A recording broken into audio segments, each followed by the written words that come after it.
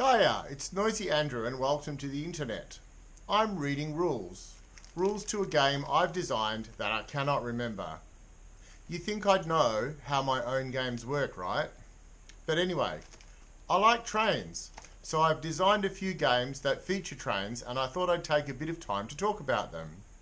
I plan to offer a giveaway at the end of this video, so why not stick around and see if this is your thing. For those who are new around here, I've been designing little games that you can download and print and play since 2004. These games are all free. I'm just happy if people try them out and dig them. I get a little kick out of having an idea and developing it, then crafting a copy, seeing how it works. Often I get a little bored with the game or see that the idea was not particularly good and move on. But occasionally I will revisit it sometimes later, be re-inspired and develop it a bit more. This is what happened with the first game I want to talk about. Country Trains from 2006.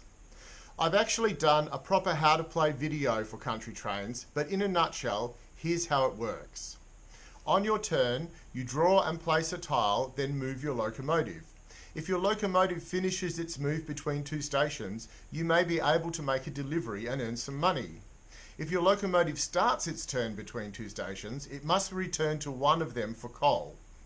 What you can deliver is dependent on which tiles are surrounding your station. Each player has a supply of load cubes, and when you make a delivery, you use these to cover the payment squares on the delivery station and get paid.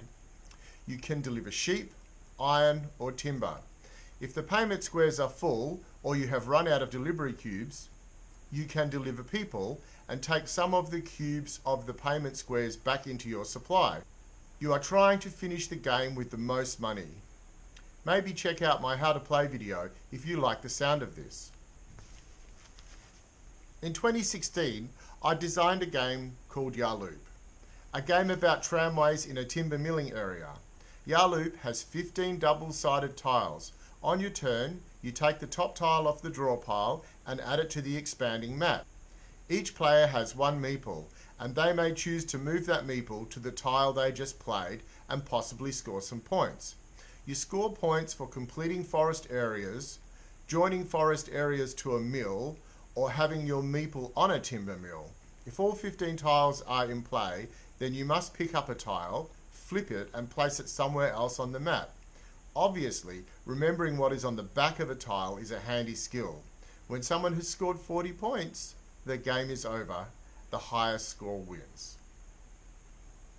Yarloop is actually a small milling town 130 kilometres south of Perth in Western Australia.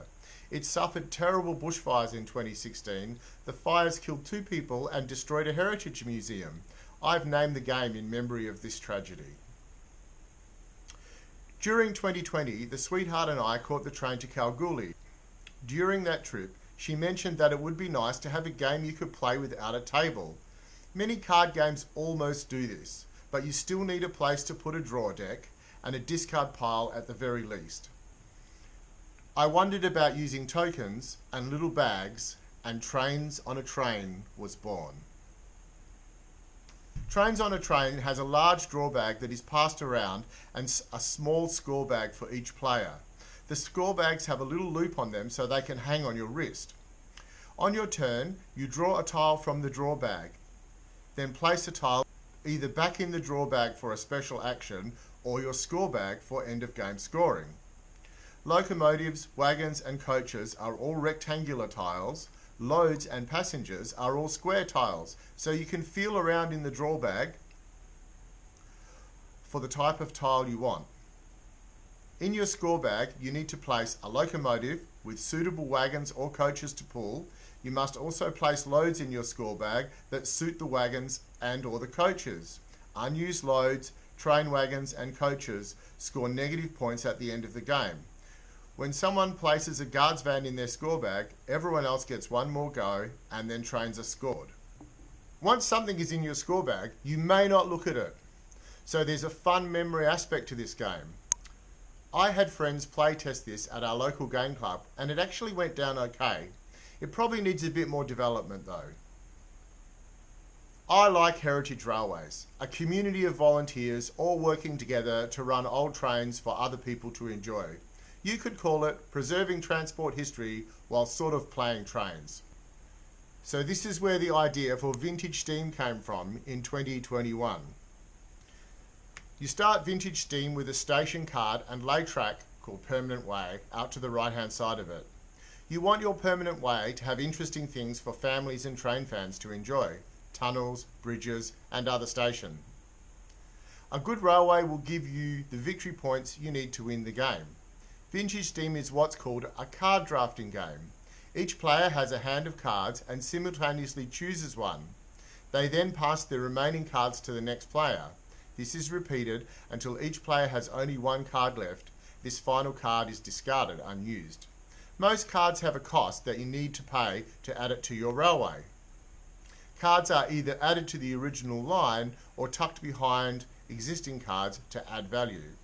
If you do not want to add the card to your railway, you can just discard it for £2, though there are other ways to get money. The game ends when someone is able to play the railway inspector, and once again, most points wins. This is a fun little game that is pretty short and easy to explain, though do be careful which cards you pass to your neighbour. Well, there you go. 4 train games that I've designed that date back to 2006.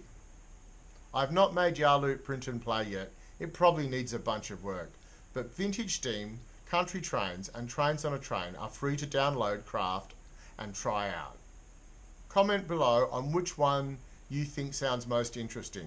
And when I have comments from 6 people, I'll roll a die and send a Party Meeple care pack to someone.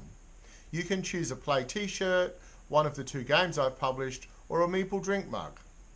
If you've not subscribed yet, please consider doing so, and you'll see me on the next Party Meeple video, which may be another board game song.